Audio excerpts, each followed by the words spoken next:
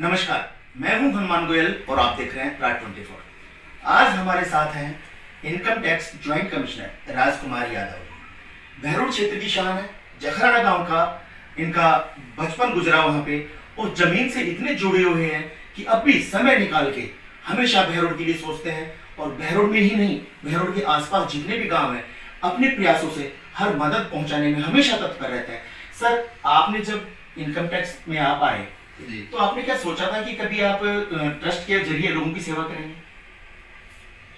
जी देखो, जब मैंने सरकारी नौकरी ज्वाइन की, मेरा स्टडी पूरी होने के बाद, ऐसा कोई मेरे दिमाग में ऑर्गेनाइज प्लान नहीं था कि मैं ऐसे कुछ करने वाला हूँ। बट हाँ, मैं यहाँ पला बड़ा हूँ, यहीं से खेल कूद के, यहीं के सरकारी स्कूल में पढ़ के, यहीं के लोगों की गाइडेंस से, यहाँ बड़े भाइयों से सीख के मैं इस पद पर पहुँचा हूँ।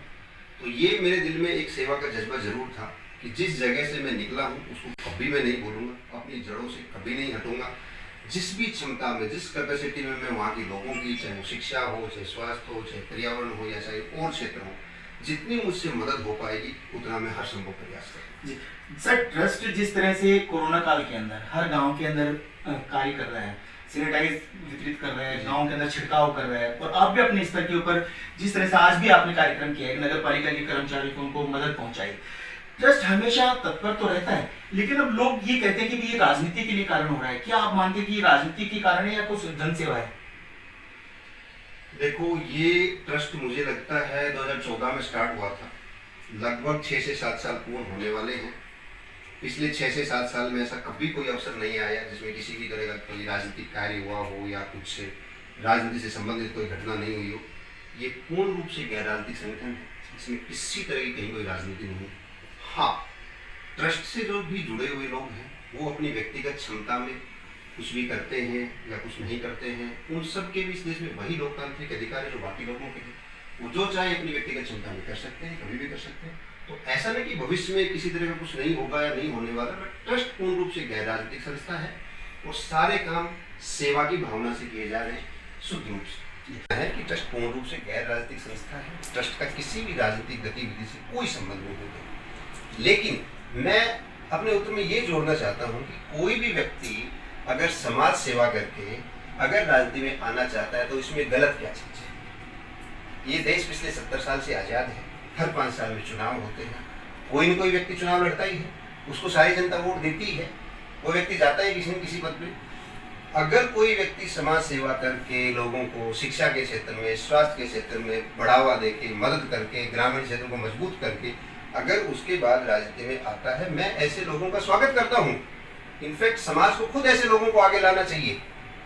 जो इस देश में दुर्भाग्य यही है कि जो अच्छे लोग हैं वो राजनीति में आना ही नहीं चाहते हैं। मैंने एक बहुत अच्छा वीडियो सुना था ओशो का कि आप जिनको चुनते हो उनमें से 90% लोग तो डिजर्व ही नहीं करते आपके जनप्रतिनिधि होना। जो लोग डिजर्व करते हैं वो बेचारे अपने घरों में बैठे हैं। हमको खुद जाके उनको रिक्वेस्ट करना होगा, उनको कहना होगा कि आप काबिल लोग हो, आपकी जरूरत है समाज को, आप अपने घरों तक सीमित मत रहो, आप बाहर निकलो, आप नेतृत्व संभालो, आप परिवर्तन लाओ, लोगों की जिंदगियों में बदलाव लाओ। तो मेरा तो ये कहना है इस टाइप के जो लोग हैं उनको आना भी चाहिए। इवन समाज को खुद आगे जाके उन लोगों को प्रोत्साहित करना चाहिए, उनको रिक्वेस्ट करना चाहिए कि आप आइए और हमारा नेतृत्व करें। तो भविष्य में अगर इस टाइप के कोई लोग आते हैं, चाहे वो ट्रस्ट से जुड़े हुए हों, चाहे कोई इंडिपेंडेंट लोग हो, मैं खुद उनका स्वागत करता हूँ और ऐसे लोगों को आगे आना चाहिए। सर, जिस तरह से आप कह रहे हैं कि शुद्ध रूप से सेवा का भाव होता है और ट्रस्ट आज एक मजबूती के साथ पूरे क्षेत्र के अंदर अपनी पैठ जमा चुका है। हर गांव के अंदर लोगों ने पहचान बनाई है, ट्रस्ट का कार्य भी देखा है और हर आदमी सराहना करता है। क्या भविष्य के अंदर ट्रस्ट तहसील स्तर पर कोई ऐसा काम करेगा कि जो एक अलग हो? जी निश्चित रूप से। सबसे पहले ट्रस्ट के जो ट्रस्टी लोग हैं, हालांकि मेरा ऑफिशियल कैपेसिटी में ट्रस्ट से मेरा कोई संबंध नहीं है, मैं सिर्फ जैसे ट्रस्ट अनुभवी लोगों को बुलाता रहता है, अच्छी जगहों पे बैठे हुए लोगों को, जो लोगों को प्रेरणा दे सके, उसी कैपेसिटी मेरा ट्रस्ट से संबंध है। ट्रस्ट का सबसे पहला प्रयास था 20,000 बच्चों तक शिक्षण सामग्री पहुंचाना, जो कि मार्च 2020 में लक्ष्य प्राप्त कर लिया गया। उसके बाद लक्ष्य था कि ग्रामीण क्षेत्र में स्वास्थ्य सेवाओं को लेकर जागरूकता फैलाना। उस संबंध में कई सारे मेडिकल कैंप लगाए गए, ब्लड डोनेशन कैंप लगाए गए। लेकिन उसी के बीच में मार्च 2020 में जब से कोरोना महामारी आ गई, जिसने दुनिया को पूरी तरह से झकझोर के रख दिया है, उससे थोड़ा सा ध्यान बाकी सब चीज़ों की बजाय कोरोना पे आ गया है। और मुझे लगता है अगले 1 से 1.5 साल सबकी प्राथमिकता इस स्वास्थ्य एवं कोरोना ही रहेगा।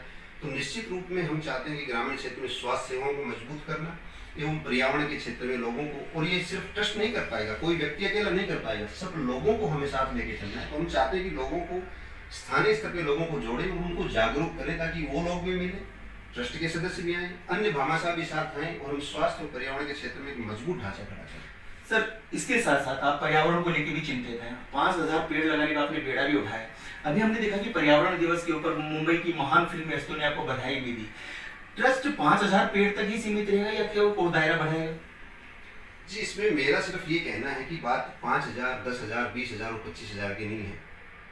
चाहे तो 5000 पेड़ एक भी दिन में लगाए जा सकते हैं, 10,000 भी लगा दिए जाएंगे, 20,000 भी लगा दिए जाएंगे। इसमें सबसे महत्वपूर्ण है लोगों को जोड़ना, लोगों में वो जागरूकता लाना ताकि वो अपने आप उस क्षेत्र में आगे आए और काम करें। जैसे कहावत आपने सुनी होगी, किसी को खाना देना बहुत आसान है, लेकिन उसको खाना कमाना सिखाना बहुत बड़ी चीज है। आप उसको खाना एक दिन दे दोगे, 2 दिन दे दोगे, 3 दिन दे दोगे, जब तक खुद वो कमाना नहीं सीखेगा तब तक अपने पैरों पे खड़ा नहीं होता है।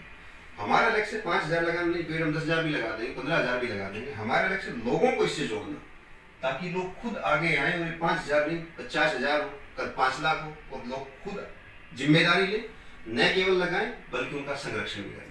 सर, एक अंतिम सवाल है। हर सफल पुरुष के पीछे एक महिला का हाथ होता है। आपकी सफलता के पीछे आपकी पत्नी का हाथ है, आपकी माँ का हाथ है, किस महिला का हाथ है? निश्चित रूप से सबसे पहले तो मेरी माता जी का ही हाथ है जी। शादी तो 25, 26, 27 साल की उम्र में होती है, उससे पहले आज इस मुकाम पे जहाँ पे पहुंचे हैं जी। मेरी माता जी तुलनात्मक रूप से पढ़ी लिखी महिलाओं में थी उस दौर के हिसाब से। मुझे जब भी याद है, जब स्कूल में जाते थे या मैं बोर्डिंग स्कूल में पढ़ा या जहाँ भी गया, हमेशा उनका पढ़ाई के महत्व को लेकर बड़ा प्रेशर रहता था।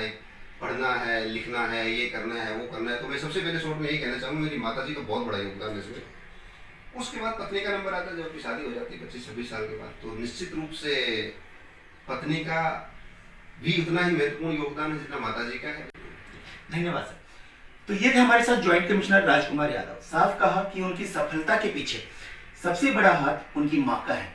ये एक अच्छे संस्कारों की ही परिणाम है कि वो आज भी वो अपनी माँ के प्रति, अपनी जन्मभूमि के प्रति इतने कर्तव्यनिष्ठ है कि आज भी अपनी माँ को नहीं भुलाते, अपनी जन्मभूमि को, अपनी माटी को नहीं भुला पाते और नौकरी करते हुए, सेवाएं देते हुए भी क्षेत्र के बारे में सोचते हैं। देखते रहें राज 24। नमस्कार।